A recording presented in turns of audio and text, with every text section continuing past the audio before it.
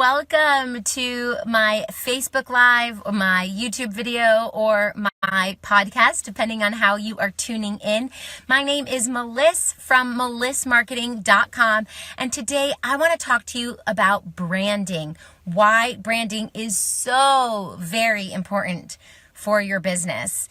Branding is like when you brand a cow, which sucks for the cow, and I feel for the cow, and you are putting in like a logo of who you are and who is here and how we know who you are and where you come from, all with a quick little strategy called branding.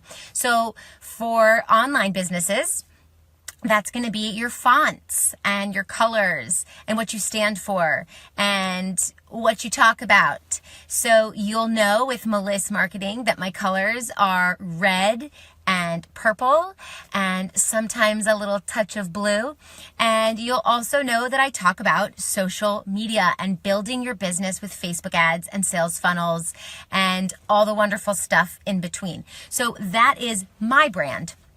What is your brand? Well, let's talk about it because branding is so important for your business. It is how you are clearly communicating to your audience who you are. So let's think of Home Depot here in the United States.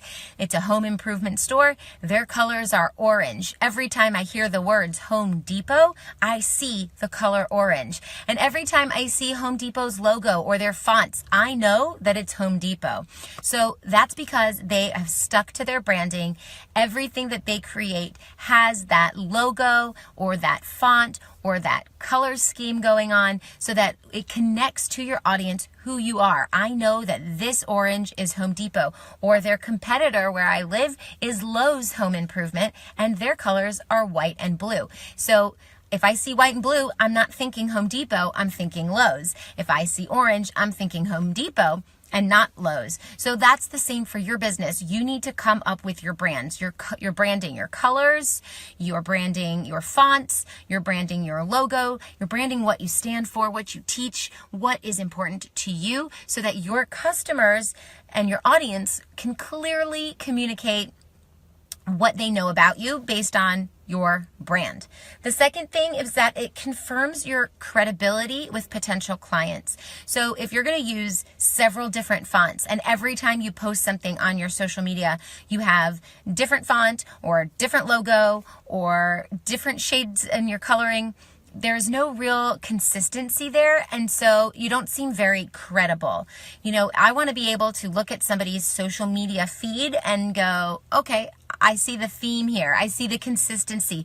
They're teaching me, educating me on the same topic. Of course, you can branch off and do different topics, but that main umbrella topic is the same thing. And the color scheme is following the same colors all the time so that I can communicate and connect to that brand. So it definitely creates credibility. And then if people see your ads in their newsfeed and they recognize that font and color scheme and the topic that you're teaching as being you, and then every time they see your stuff, they see more and more and more of your stuff, and it's all consistent, you are becoming a credible source for that industry. So if you constantly see my stuff, and I'm always talking about social media, which I am, and you see my colors, which are always the same, which they are, and you see my logo and my genie for the lead generation genie, and you know if you see a genie, it's coming from Meliss Marketing. Eventually you're going to say, wow, Meliss Marketing knows her stuff. And so it creates credibility. The third thing is that it emotionally connects your prospects with your product or your service. So this kind of is what I just touched on. But if I'm going to tell you guys, listen up. I have an amazing new product. It's my marketing tip report. I go in and I edit your Facebook page and your website, and I give you a 5-page report on all the things that you need to do to improve your social media presence. You are going to say, wow, that's amazing. And if it has my colors on it and it has my logo on it and you see maybe my genie on it and you see that it comes from this company that you are connecting with, then you're going to feel this emotional connection to it because it's comfortable and because you are familiar with that brand. You're familiar with the colors. You're familiar with the fonts. You know kind of what to expect from this company. So it creates an emotional connection. And in social media especially, creating an emotional connection is the number one goal because people purchase from you when they know, like, and trust you. People believe in your brand when they know, like, and trust you, when they know what to expect, when you're being consistent. That's consistent in posting on your social media just as much as it is consistency in what you're posting, your brand.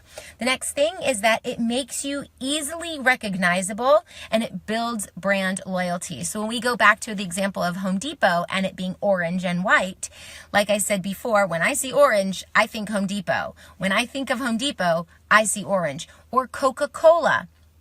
That's a great example. Coca-Cola is red. When you see the Coca-Cola logo and that font that they use, that cursive font, Coca-Cola, you know that's Coca-Cola. In fact, there are t-shirts that people wear that say other things that aren't related to Coca-Cola in the Coca-Cola font on a red t-shirt, and you think Coca-Cola because it makes your brand easy to recognize. And that's super important because when your brand is super easy to recognize, people are thinking about it all the time. Just like when you see a t-shirt with the font of Coca-Cola and it doesn't say Coca-Cola, you're still thinking Coca-Cola. So you want to brand yourself so that you're easily recognizable, and then that creates brand loyalty. When you are loyal to the brand, that's the brand that you're going to go to and go back to and keep going back to. It's the one you believe in. It's the one you connect with. It's the one you trust. So branding is what creates all of those emotions around your purchase, creates all the emotions around your prospects purchasing behaviors or your customers' purchasing behaviors. And the last things is that it motivates buyers to buy from you. If you see a company for the very first time, you've never heard of them, their branding's all over the place, they have different fonts, different colors, the consistency of what they post is just all over. There's really no clear path to what they're trying to get at. And then they try to sell you something you are not going to purchase because you don't understand what's happening. It's your psychology. And you also don't feel like they really know what they're doing because that consistency isn't there. But if you have a customer who buys from you and your stuff is good and they bought from you because they constantly saw stuff in your news feed or they've been to your store several times and they see your branding and they see what you do and how you do it and they recognize you and they are loyal to you, they're going to come back and buy more. So it's motivating buyers to buy from you again and again and again. And if they purchase from you and they recognize what your branding is and then they forget about you, let's say, and then they need a product that you have months down the line, they're going to remember, oh yeah, I did buy something from this company and I remember them because you stand out in their mind when you have a clear brand. So if you don't have a clear brand, that's what I want you to work on this week. I want you to think about what is your brand? What do you represent as a company? Whether it's a social media company, something online through social media that you're promoting, or a brick and mortar business, or an e-commerce, anything like that. Think about what do you stand for? Who do you sell to? What are your colors? What is your logo? And is everything you're posting consistent around your main idea, that umbrella idea of what you are educating your prospects on or your customers on? And then go back and revisit that. Maybe you need a rebranding. Maybe you don't like your logo. Maybe your logo doesn't fit to the target market. It's all related. So make sure that it makes sense. There's a clear flow of who your target market is, what that font looks like, what your colors are, and what you are promoting or educating on or teaching, what services you're providing. And if you need help with that, of course, reach out to my team and we'd be happy to help you get started with your branding or your rebranding. If you have any questions, pop them in the comments below and I will come back and check them. If you're not watching this live and you watch it later, I still come back and check the comments. So please let me know if you have any questions and I'll see you soon. Bye.